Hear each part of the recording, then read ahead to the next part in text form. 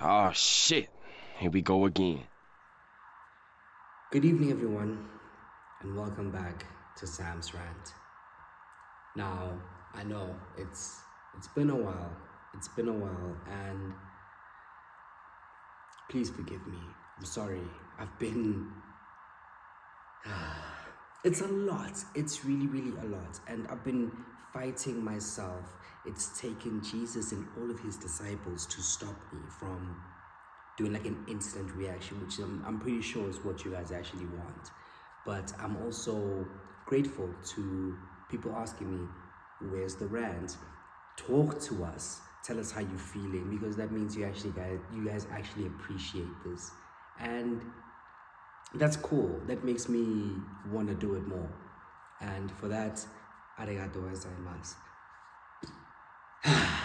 Okay, so let's do it, innit? Let's talk about Man United. Okay.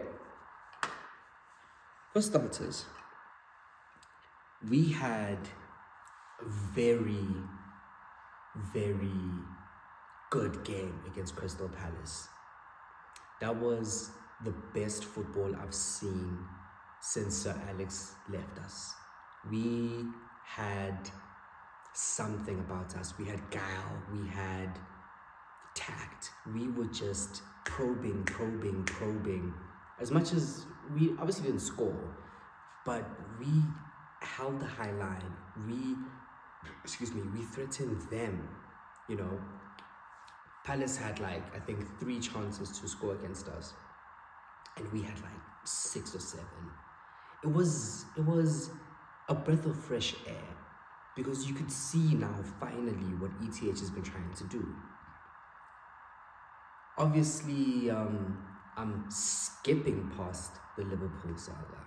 I don't want to talk about that day, because again, Liverpool is our biggest rival. When it comes to Liverpool, anything goes. It's like everything that you plan for kind of goes out the window, and we're not strong enough. And Arno Slot has just slotted right into a strong team. ETH came into a project that he had to start from ground up. Mr. Slot literally just took what Klopp has done, and as much as he's changed the way that they play, he didn't come into a team that was weak. He came into a team with structure and form. Salah even cut his hair, that waste man. But bar that, we weren't terrible up until that game. We started the season a little bit well, because we also still had holes. But come Crystal Palace, those holes were plugged. We looked like a team that actually wants to play football. And obviously we've got the Marcus Rashford chat, and apparently now even the Bruno Fernandes chat. So what the fuck? What happened? What happened to them? You know, but we'll get there. For now, Liverpool aside, Crystal Palace, as much as it was a draw, great performance. FC20, decent performance, but we weren't as good as we was against Crystal Palace. And then there was last night, and last night absolutely broke my heart. It devastated me. It basically said fuck you to everything that we've been building on, and we're gonna have all the fans talking about get ETH out, yada yada yada. I hear that, but I can't go through another rebuild, because all that went wrong yesterday, because obviously he put De Ligt back. De Ligt has been our signing of the season, because against Crystal Palace, when De Ligt came on, obviously ETH chose to not play him against Liverpool.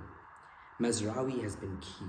De Ligt coming in, obviously Kobe Mainu is our best midfielder, but him even deciding to obviously play Ugarte in there was refreshing. It was like, okay, let's try this out, let's see. Eriksen obviously doesn't have the legs, but he's refreshing to see in that midfield instead of Scott McTominay. You know, benching Rashford, because Rashford in himself is a whole fucking other ordeal. Rashford, Ahmad, you play Xerxes. If you think that Hoyland is fit enough, you can start him. He's got options now. And ETH's problem are his choices. It's his subs, it's his timing of the subs. Because there's no point in subbing me on at like 80 minutes. Sub me on at 65. Otherwise, what are we actually doing here? So, what a mess it was yesterday. Because obviously we've seen Bruno. We've seen him. We've seen Bruno for the longest time. We've seen Bruno at his best and at his worst. And yeah, yesterday was one of his worst performances ever in a Man United shirt, and that's our captain. Embarrassing.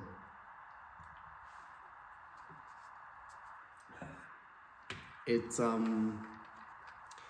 difficult for us to justify or explain why he has to be on the pitch, because then if you're testing Eriksen, why not sub Bruno for Eriksen?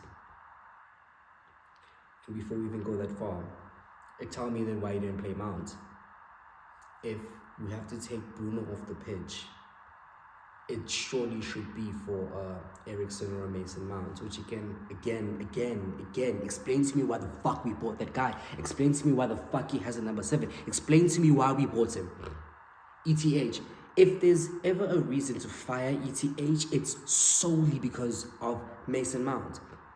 Not because of Mason Mount himself, but because of the focus, the position, the number. Why the fuck then, Eric, did you say to me, as now entering this fray as Sir Jim Ratcliffe and Ineos, tell me why ain't nothing but a heartache. Tell me why I spent so much fucking money on Xerxes, De Ligt, Mazraoui, and Ugarte. Because literally, that's all that should have happened. He has this thing where he's trusting in the process and he's telling us about his plans and it's just like, bro, you have Ugarte in the team, but you don't start him. You don't start him. The one fucking position that you're weak at, you don't start the person, because it obviously Cass. Guys, Cass is the most crucial player in that whole fucking team. But Cass has run out of legs, just like Eriksen. Eriksen is a better number 10 than Bruno. But Bruno is our captain. Bruno is the person that is currently able to just showcase his heart and desire to play for that badge. Eriksen can't do that anymore. Eriksen can do that for 40 minutes, tops. Take him off. Because then again, why the fuck do we buy Mount? Same thing with the whole Casemiro and Ugarte situation. Same thing with Maguire and De Ligt. Like, and even fucking Luke Shaw. Fucking Luke Shaw. Where the fuck is he? Where the fuck is he? How does he get fit for England and he gets injured for us? He's booze.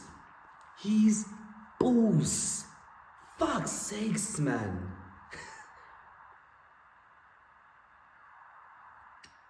Because now we're playing Dallo at left back and Mazraoui on the right. If Mazraoui gets injured, what do we do? Malacia just came back the other fucking day. What do we actually do? And then obviously, like with Onana, it's like, bruh. Dude, it's so fucking stressful. It's so stressful because the ideal, let me give you my ideal starting 11. Obviously, Onana in the stakes because we don't have a choice, and I don't like to say that I hate Onana, but I really wish we still had Dave, because Dave fucking saves. But alas, we don't have any more. So Onana at the one. Left back, obviously with the fucking fit Luke Shaw, it would be ideal to have him there, but he's just basically said, fuck you, United, after everything that we've done for him. Yeah, he's one of the people like him, Rashford, Sancho. Oh, Jadon Sancho.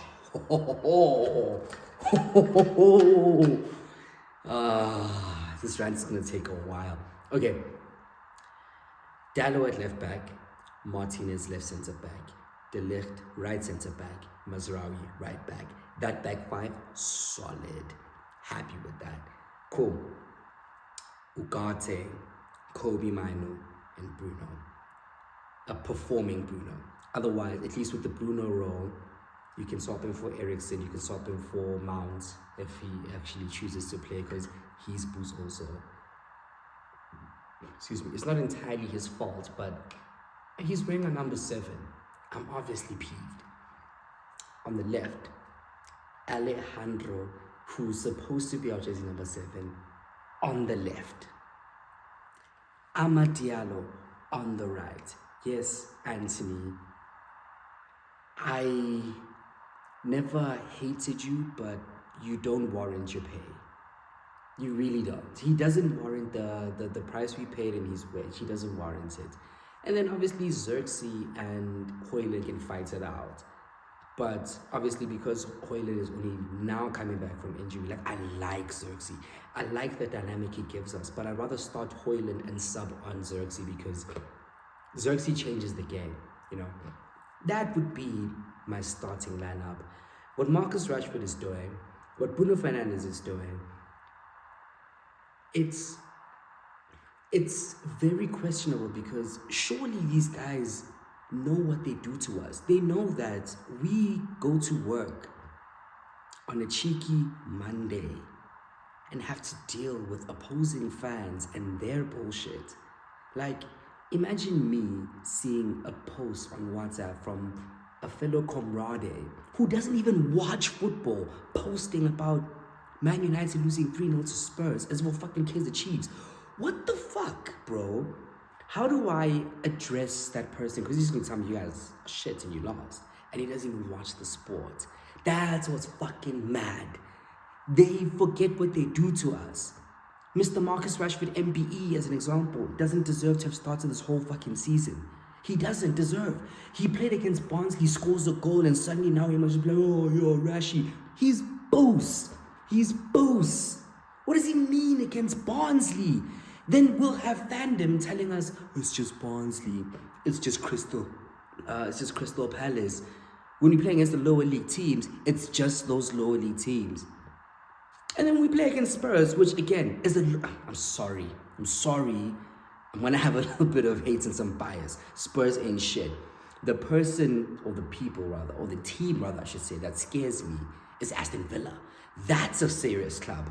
Spurs is not a serious club. And we lost to them 3-0. And then, fine, let's go into the red card. Was that actually a fucking red card? It wasn't a red card. It was not a red card. I'm sorry. Whenever it comes to Man United, we always get cheated. They look at us like an example. Yeah, let's just use United to teach them something. Teach the rest of the league something. That's all they do. They use us as the guinea pigs to experiment on their new rules and regulations. Arsenal also fell victim to this because they were like, yeah, no. City apparently doesn't get yellow cards or red cards. And they can do whatever the fuck they like. These are the same people that are facing charges that might be kicked out of the whole fucking league. But they don't get yellow cards. Dare we accuse them of anything incriminatory even though they bought the league? Dare we? But you're gonna pick on the quiet neighbor. I'm just saying.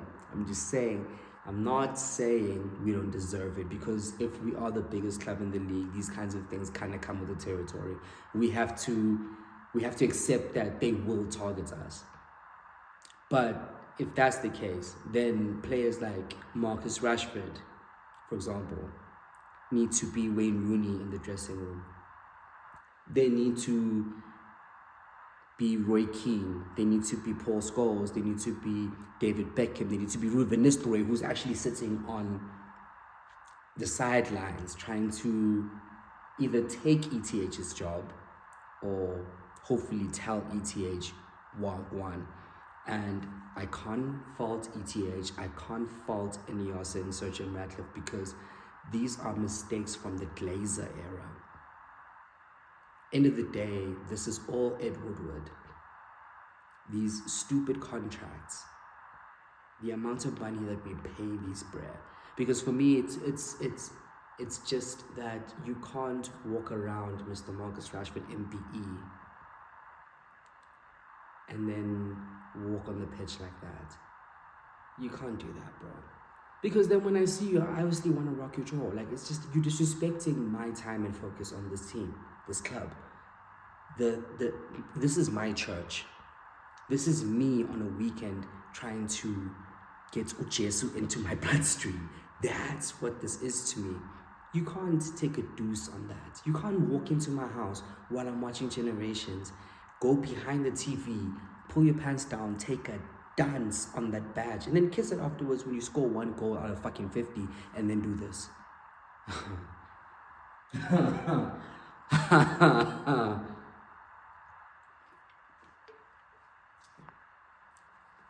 Can't. Which leads me conveniently to Jadon Sancho.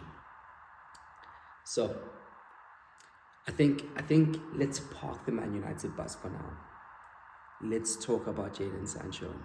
Firstly, Jadon, love you as a player. I'm sure you're a great human being, but if ever you ever see this, and if you see it, that means that I'm big now. I'm a big dog. I'm following in Mark Goldbridge's footsteps. If you ever see this, you boost, you nigh, yes, you. I can't even construct sentences correctly. They gave you 3 months to take time on yourself. That's what ETH did. He said you don't train well and gave you time. You saw that as, obviously, it's war. You put on your boxing gloves and you fought him. You then went on loan to Dortmund. You suddenly decide that you know how to play football. You come back, and not only do you decide that you don't want to play football anymore, you then go to Chelsea. London Bridge is falling down, Chelsea, and start playing football again. So what were we to you, Jadon? What were we? A paycheck? Because it's not like you earn small money. A paycheck is what we were. Manchester fucking United, and you go to Chelsea.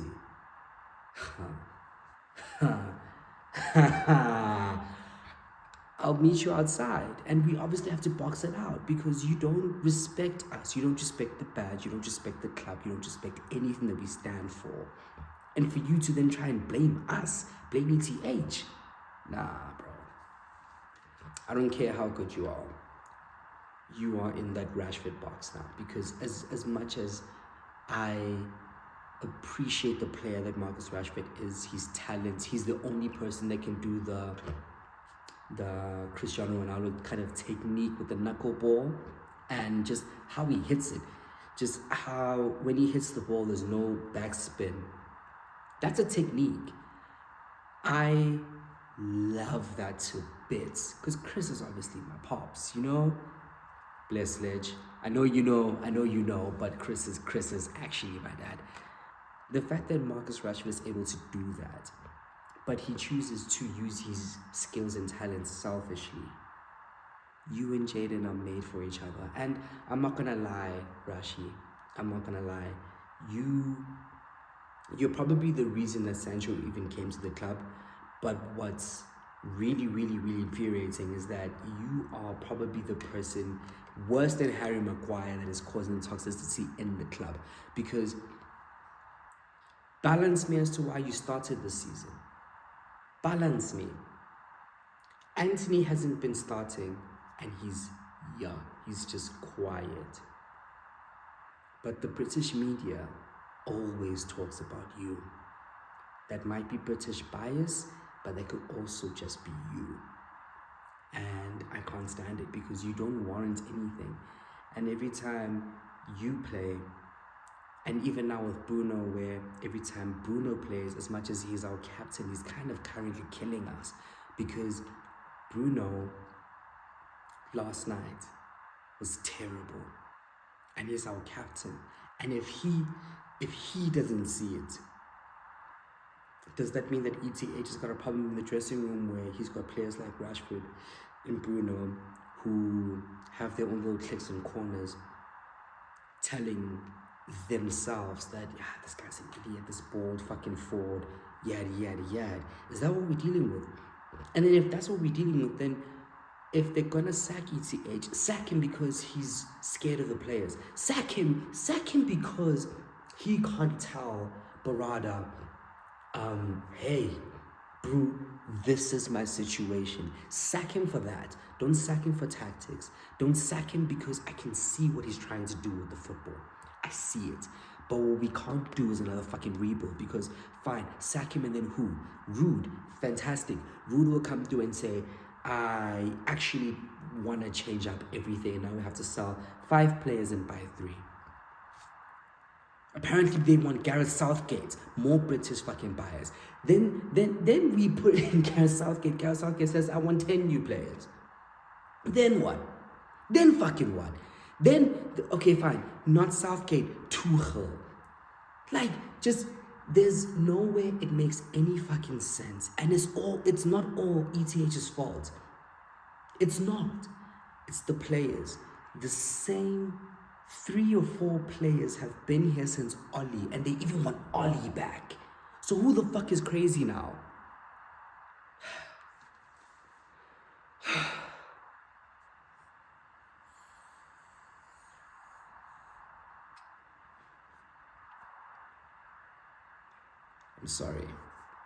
I'm sorry, I'm shouting. I'm sorry. Last night was bad. Last night was so bad, and it all went wrong within the first 7 to 10 minutes at our home ground, the very same Theatre of Dreams stadium that we built that might get torn down because Sir Jim Ratcliffe and his friends want to make a new stadium. Even though they don't have the money, they fought us. They didn't let Qatar buy us, because Qatar would have come through, bought everything, paid out debts, and suddenly we'd be the new Man City. I'm not gonna lie, Man City, if we had the same money that y'all have, the same money that Chelsea with Todd Bowley have, Liverpool obviously doesn't have that much money, but if we were also buying the league back, I'm not gonna act like I wouldn't enjoy that. I'm not gonna pretend like I didn't enjoy that, but I hate the fact that it was you motherfuckers. I would rather it just be Chelsea there in London, far away from us. But next door, and obviously I play fantasy. Who do you think my captain is? It's obviously Haaland, because he's got everything that he needs. Kevin De Bruyne. Kev retired from international football and is now going to just focus on Man City because he wants another one. They just did 4 Premier League titles in a row. They broke a record already. Our record. So you tell me then how it's okay for them to get all the perks and no repercussions. Can we get some perks, please? At the very least, can we also get some decisions that work in our favor? Because that was not a red card. And as much as, yes, it is Bruno's fault, that sent us like, we were shit, we got shit her. And then it just segues into everything collapsing, because then, okay, ETH, fine, red card, and you sacrifice Mainu. You sacrifice our best midfielder. And then you bring on Mason Mount. Nah, bro. You trying to get yourself fired.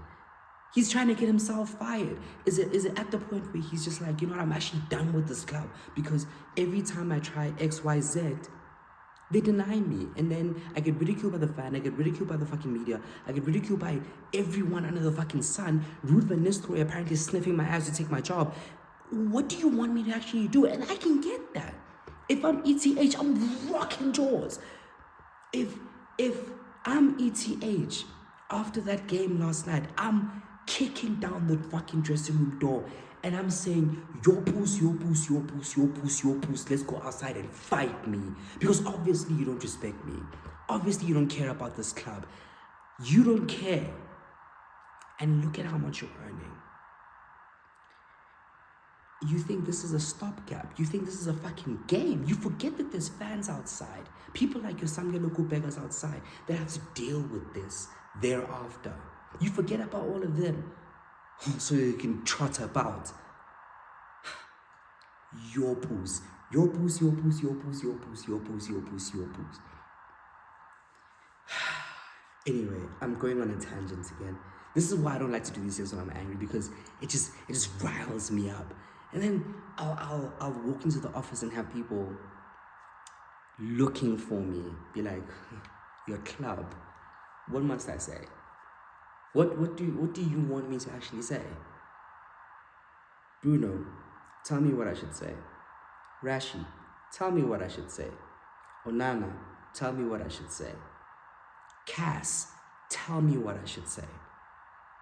Eric, tell me what I should say. What should I say when I get there? How can I wear my shirt with pride when that's what you do?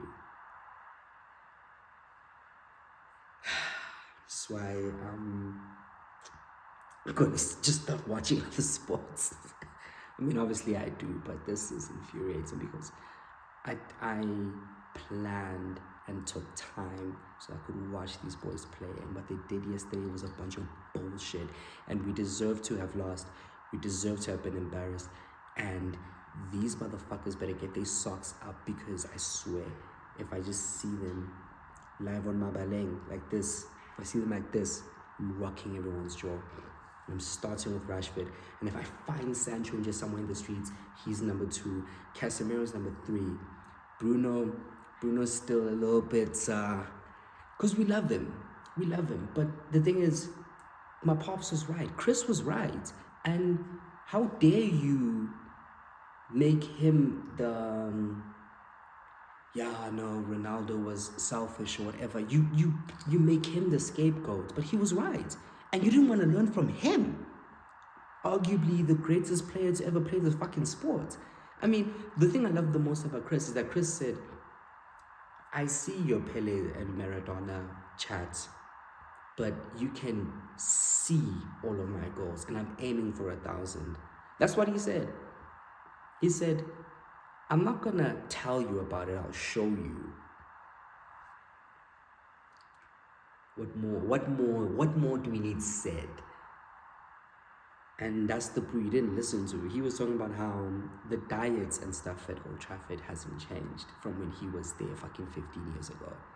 Obviously not 15, what was it like? I think 9 or 10 years ago. But still, regardless, the point is, we're not improving as a club. We haven't improved. We've just been declining since. And Sir Alex is an old man. Do you think that he sleeps nicely at night, knowing and seeing what his football club, the thing that he created, what is going to now, even bar his struggles? If you care about this badge, think about people like him. Think about Sir Busby. Think about Sir Bobby Charlton. Think about the Busby babes. Think about Giggs, Rooney, Carrick, Scholes. Think about them. Do you think that they go to sleep at night proud of you lot? Yes, Rashford. Do you think Ryan Giggs is proud of you? I know Scholes is proud of Kobe Mainu. I know that for a fact. I know Chris is proud of Garnacho. But you, Rashi, you, Bruno, who do you think is proud of you? And again, Eric, do you think Sir Alex is proud of you? Because you still have to answer for Mason Mount. You have to answer for Mason Mount. Like I say, the only reason I would ever say sack him is because of Mason Mount and that number 7, the most important number in our football club. Explain that to me, because if I look at it, he's the worst player in the team. He's worse than Luke Shaw. He's worse than Harry Maguire. He's worse than poor form Casemiro, because of the money that you spent and because of what he actually contributes to the club and the number that he's wearing? Answer me that. Riddle me that, please. Okay, again, I'm going on another tangent. I'm gonna drop it there because now this has been almost an hour basically of just me chatting all of the shit.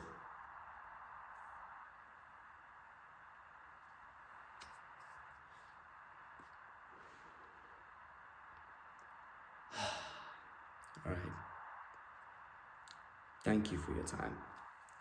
I am terribly sorry that it's taking me so long. It's just because this shit takes it out of me. It really does. But if you've made it this far, thank you as ever for tuning in. Thank you for your time. Thank you for your attention. And yeah, you take care like Kanye. This has been Sam's Rant. And Sam is done ranting. I'm hoping that come next weekend, well, this coming weekend, I'm not ranting like I am today. I'm hoping to give just a good general review. I hate that version of me, especially because of the club that I love.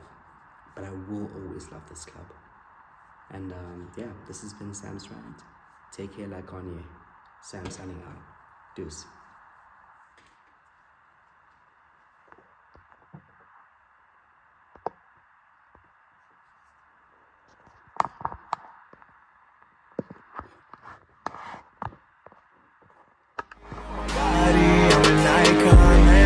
About a 10, I should fuck her in the Benz.